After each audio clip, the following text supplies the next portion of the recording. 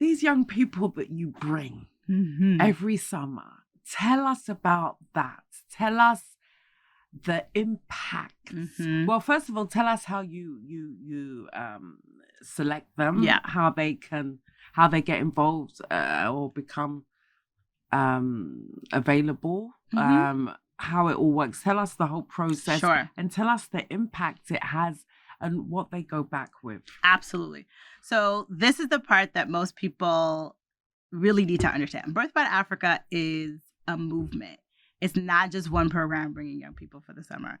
We are building an entire collaborative partnership ecosystem with education primarily, high schools, colleges, community-based organizations, but also we can partner literally with anyone, corporate, influencers, which we did with Jadena last year, and him wanting to bring a group of young people. The idea is that there are leaders and entrepreneurs like myself. I knew I wasn't the only one that wanted to bring young people to the continent. Yeah. So how could I build that type of a vision and system and what I really feel like is a village from the ground up working towards this mission? And so that was what I looked at was happening well in the education space.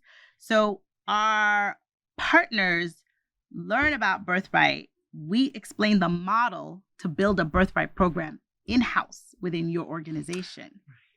Because you have young people you might want to bring. And we also register young people who just learn about this opportunity. We have over 27,000 young people who registered with us. There is a desire, a depth of seeking this. And so if a program is open to referrals, those are the folks based on eligibility. We look at the age that wants to be served and location, if it's a very dedicated city, because we want, across the U.S. for young people to be able to access this. Every now and then there'll be a nationwide cohort. But the idea is that we sit in this middle, connecting the dots between the young person, the Birthright program, and we're building a virtual community. So while you're still waiting for your physical opportunity to travel, there's a virtual component to experiencing it.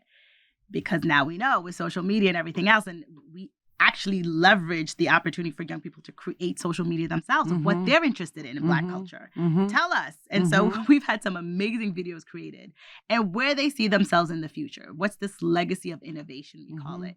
And that's the idea of impact.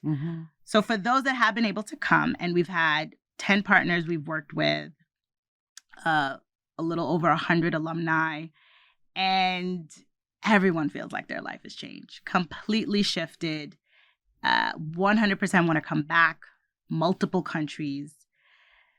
As an educator, I've been really proud to hear that they feel like they have more clarity, resources, belief in themselves, like 98%. It's just like exactly that point of pride and confidence that we're trying to instill, the creativity, because they meet these leaders and entrepreneurs and now they're networked. And we start in the U.S. That's the other part I keep missing. It's not just Africa. What is this Black history and Black networks? Because we're building them in the U.S. on the backdrop of all this backlash going on. Racism is actually really manifested and reared its head in a way that we haven't seen in a while. Yeah. And it's very intentional. So how can we counter it? This is the way we counter it. Absolutely. And so to hear scholars say they feel limitless, unstoppable. When you go and see what the ancestors have been through, what can you not get? Yeah, absolutely. And then over 90% want to live and work on the continent now. Wow. Even high schoolers. Wow. From a 7 to 10 day trip.